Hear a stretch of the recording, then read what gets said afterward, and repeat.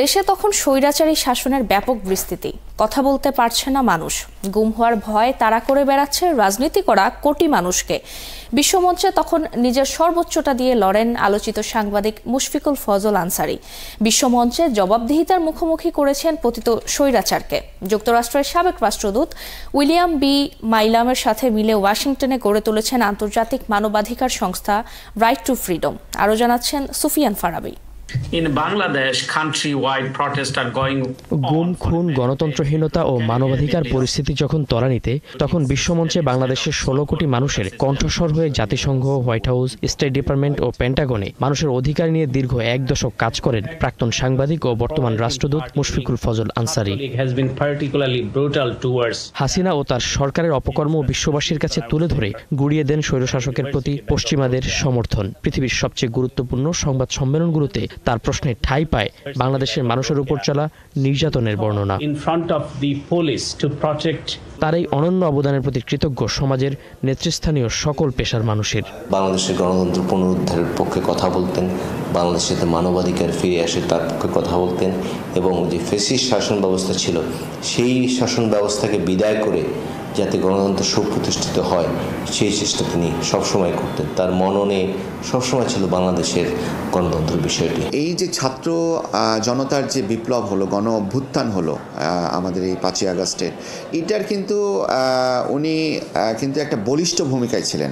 আমরা দেখেছি যে জাতিসংঘ বলেন, হোয়াইট হাউসে বলেন, স্টেট ডিপার্টমেন্টের যে সংবাদ সম্মেলনগুলো বলেন, এগুলোতে কিন্তু উনি বলিষ্ঠ ভূমিকা পালন করেছিল, প্রশ্নবাণে জর্জরিত করেছিল, যার সদুত্তর দিতে যে কিন্তু অনেক সত্য কথা কিন্তু উঠে এসেছিল। গণতন্ত্র পুনরুদ্ধারে মাঠে থাকা রাজনৈতিক দলগুলো গর্বের সাথে স্মরণ করে তার কৃতিত্ব।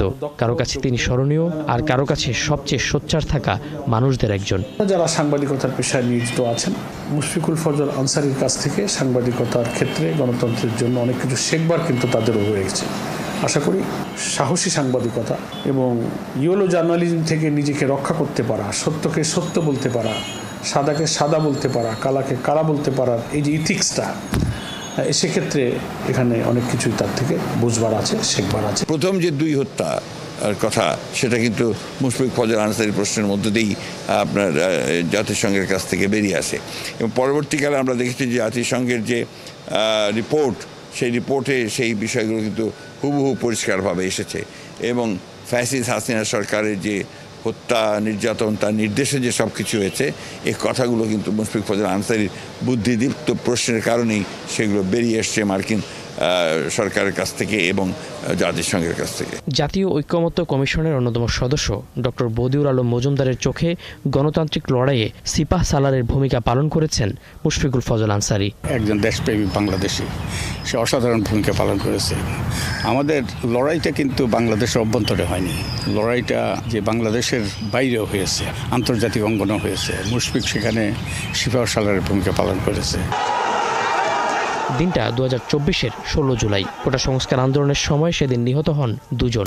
নানা প্রতিবন্ধকতায় বাংলাদেশের সংবাদ মাধ্যমগুলোতে বিষয়টি ঠাঁই না পেলেও সাংবাদিক মুশফিকুল ফজল আনসারীর প্রশ্নের উত্তরে বিষয়টি উঠে আসে স্টেট ডিপার্টমেন্ট থেকে। দাবালনের মতো ছড়িয়ে পড়ে আন্দোলন, পতন হয় শেখ হাসিনার। ঢাকায় নিযুক্ত যুক্তরাষ্ট্রের সাবেক কূটনীতিক জন ড্যানিয়েলস মনে করেন, জাতিসংঘ ও স্টেট ডিপার্টমেন্টে মুশফিকের প্রশ্নগুলো আন্তর্জাতিক সম্প্রদায়ের দৃষ্টি কেড়েছে।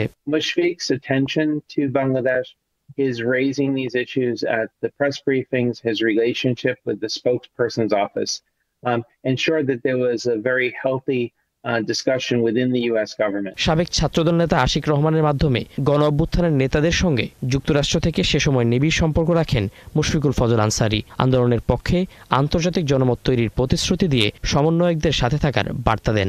অন্যদিকে সফল গণ অভ্যুত্থানের পর নতুন সরকার গঠনে নোবেলজয়ী অর্থনীতিবিদ অধ্যাপক ডক্টর ইউনূসের নাম ছাত্রদের মাধ্যমে প্রস্তাব রাখেন তিনি। কানেকশনটা ডক্টর ইউনূসের সাথে স্টুডেন্টদের কানেকশনটা আমি মনে করি, আমার জানা মতে মুশফিক ফজল আনসারী মূল ভূমিকাটা পালন করেছেন। অন্যান্য অনেকেরও ভূমিকা থাকতে পারে, অন্যান্য অনেক ফ্যাক্টরও কাজ করতে পারে, সেটা ডিফারেন্ট ইস্যু, বাট ছাত্রদের সাথে কানেকশনে মুশফিকের একটা ভূমিকা ছিল।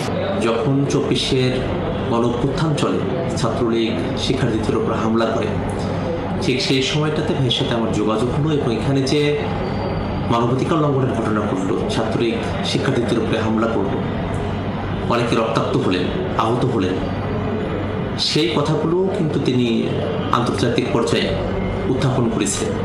মুশফিকুল ফজল আনসারী ভাইয়ের মাধ্যমে মেসেজটা আমাদের কাছে দেয় যে হচ্ছে তোমরা শক্ত থাকো, তোমরা যে অসাধ্য সাধন করতেছো, তোমরা যে চেষ্টা করতেছো, আমরা পুরোপুরি তোমাদের সাথে আছি, যে কোনো সাপোর্ট আমার কাছ থেকে লাগলে জানাবে, আমি তোমাদেরকে সেই সাপোর্টটা করবো, এরকম একটা মেসেজ দেয়।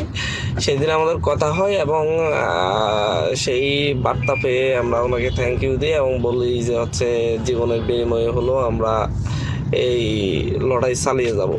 বাঙালির সফলতম গণ-অভ্যুত্থানে এভাবে নিজের সর্বোচ্চটা দিয়ে ইতিহাসে জায়গা করে নিয়েছেন সাংবাদিক ও বর্তমান রাষ্ট্রদূত মুশফিকুল ফজল আনসারী। সুফিয়ান ফারাবি, একাত্তর, ঢাকা।